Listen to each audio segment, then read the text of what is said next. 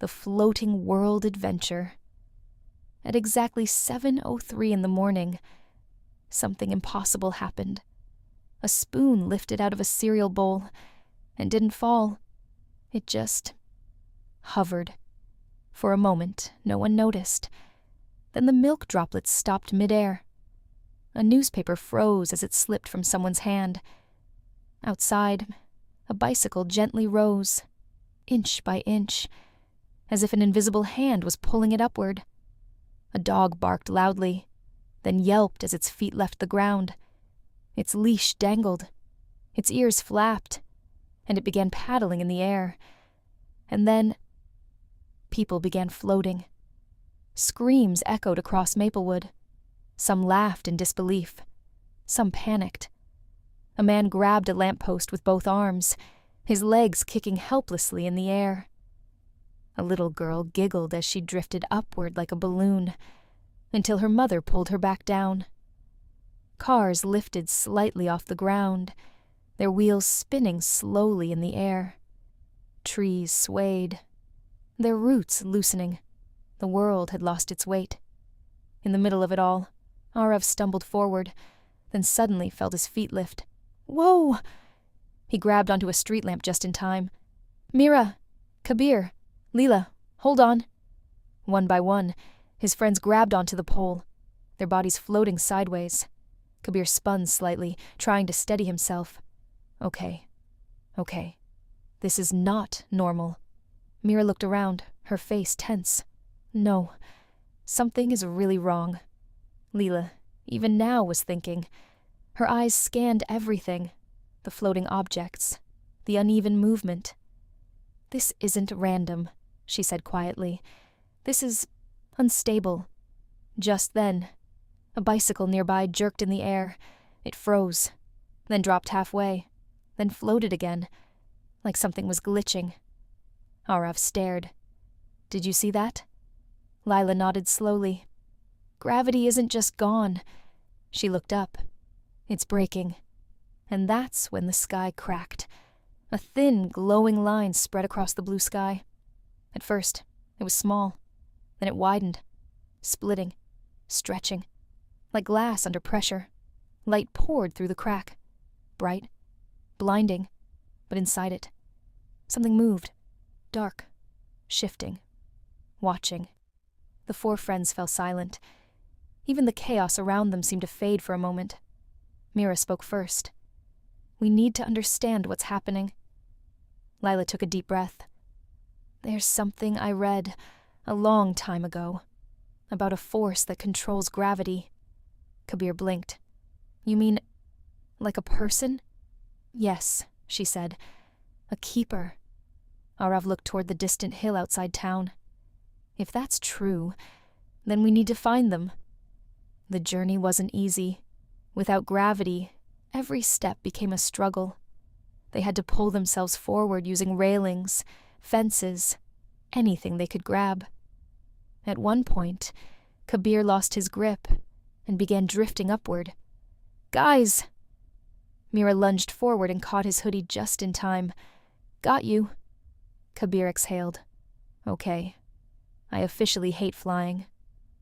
They kept moving, past a school floating gently like a giant balloon, past a man clutching his mailbox for dear life, past a cat lazily spinning in circles, until they finally reached the hill. And there it was, a door, floating in mid-air. No walls, no building, just a glowing, ancient-looking door. Waiting. Kabir squinted. That's not creepy at all. Mira stepped forward. That's our only lead. Using a broken ladder and pushing off floating rocks, they climbed upward, higher and higher, their hands shaking, their grip slipping, until finally, Arav reached the door. He hesitated, then slowly pushed it open. Inside was something none of them expected. Endless space. Stars stretched in every direction. Soft, glowing particles drifted like dust in sunlight. It was silent, peaceful, and at the center, a giant glowing figure floated on a cloud. The Gravity Keeper. But something was wrong. He wasn't calm. He wasn't resting. He looked worried. "You came," he said softly. His voice echoed like distant thunder. Arav stepped forward. "Are you controlling gravity?" "Yes," the keeper said. "Then why is everything falling apart?" Mira asked. The keeper looked up at the sky above them. "Because something has returned." The stars dimmed. The crack in the sky widened, and slowly, a shadow slipped through. It had no shape. It twisted and stretched like smoke. Its edges flickered. Its presence felt wrong. "Not chaos," it whispered. Its voice echoed everywhere. "Freedom." The space trembled. Outside, the world went wild. Buildings tilted. Rivers rose into the sky. People spun helplessly. Nothing followed rules anymore. "What is that thing?" Arav asked. The keeper's voice grew heavy. "It is chaos. Older than gravity. Older than order." "Then stop it," Kabir shouted. "I can't," the keeper said. "Chaos cannot be stopped." The shadow grew larger. "Gravity binds everything," it whispered. "It holds limits, controls." It moved closer. I removed those limits. Fear filled the air. The space itself seemed to push them apart. Arav's grip loosened. Mira struggled to stay steady. Kabir looked around, panicking. "What do we do?" Lila stepped forward. Her voice was calm, focused. "Gravity pulls things together," she said. The keeper nodded slowly. "Yes." "Then we don't fight chaos," she continued. "We balance it." The shadow laughed. "You? Balance me?" Mira grabbed everyone's hands. "Let's try." They formed a circle, holding tightly. At first, nothing happened. Then, a force pulled at them. Hard. Their arms stretched. Their hands began to slip. "You'll fail," the shadow whispered. "You're too small." Mira clenched her teeth. "Don't let go," Arav shouted. "Hold on." Kabir squeezed tighter. "I'm not floating away alone again."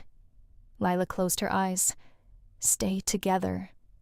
They held on, through the pain, through the fear, through the pull trying to tear them apart.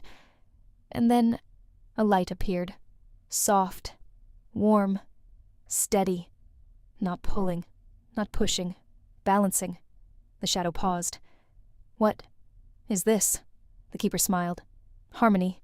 The light spread outward, calming, soothing. The chaos slowed. The tearing stopped. The world steadied. Outside, everything returned, gently, safely. The shadow shrank, fading. "I will return," it whispered, "but next time, I will understand." And it disappeared. Silence, peace, stillness. The keeper looked at the children. "You didn't defeat chaos. You understood it." The children slowly drifted back home. The door closed behind them. Maplewood was normal again. Almost. A leaf floated just a little longer before falling. A balloon hovered slightly higher than it should. Small reminders. Kabir stretched. "Okay, that was insane." Mira smiled. "But we did it." Arav looked at the sky. "What if it comes back?" Leela smiled softly. "Then we'll be ready." Far beyond the sky. Something watched, learning, waiting. Because the universe had noticed them. And this was only the beginning.